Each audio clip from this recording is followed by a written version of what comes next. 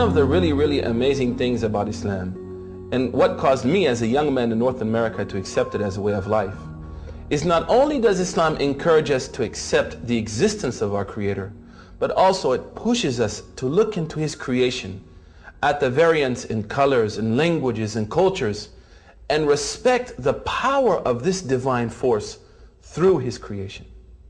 One of the most basic facts in Islam and most important beliefs is that there is a Creator.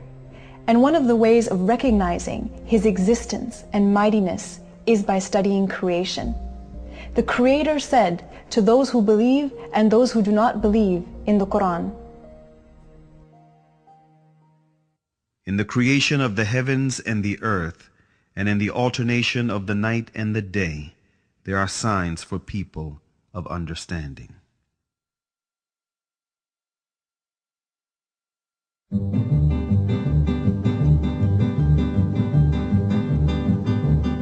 After deep thinking, many ancient and modern philosophers reached the fact of the existence of a supreme being who created this universe and is maintaining it continuously.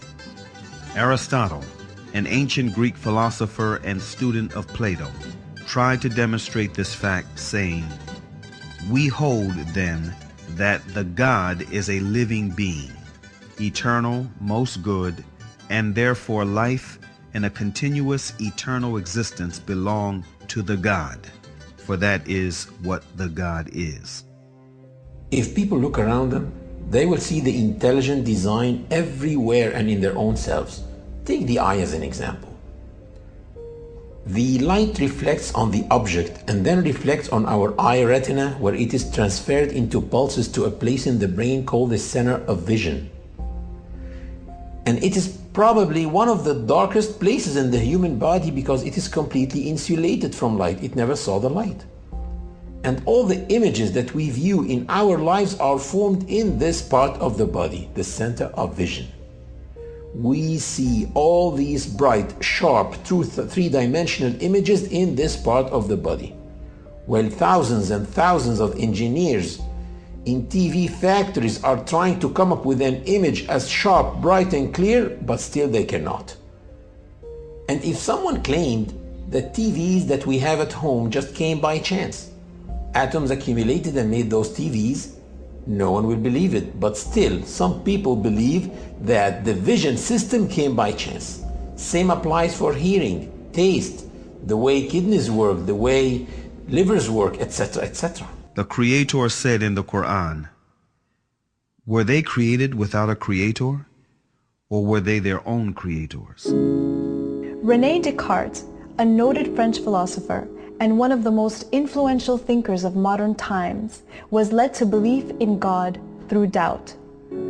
He doubted that there is God, but doubt meant to him that he thinks, which in turn meant that he exists, which therefore meant that he was created. And since he did not create himself, therefore someone else must have created him, and that one should be the source of life. Can I be the author of my being? Or can I conserve myself at the present time? If this would be the case, then the idea of a perfect substance would be caused by my own mind. In order for this to be, I should have to be God Himself. As this, I am clearly not. Infinity is before finitude. Immanuel Kant, one of the most influential thinkers of modern times, who is regarded as the last major philosopher of the Age of Enlightenment, was impressed by all the variations, numerations, and synchronizations in this world that make the existence of an omnipotent supreme being a fact. This present world presents to us so immeasurable a stage of variety, order, fitness, and beauty. Whether we follow it up in the infinity of space or in its unlimited division, that even with the little knowledge which our poor understanding has been able to gather, all language, with regard to so many inconceivable wonders, loses its vigor, all the numbers their power of measuring, and all our thoughts their necessary determinations. so that our judgment of the whole is lost in a speechless but all the more eloquent astonishment. And in another message which encourages people to reflect upon the signs of the Creator in the universe and in themselves, the Creator says, "We will show them our signs in the universe and in their own selves, until it becomes manifest to them that this is the truth." Bring 12 marbles, number them from 1 to 12, and then put them in a bag, shake the bag and close your eyes and pull out marble number 1. And then pull them all out one by one. Do you know what is the chance of doing that? You need to try about 479 million times to pull them all out in order.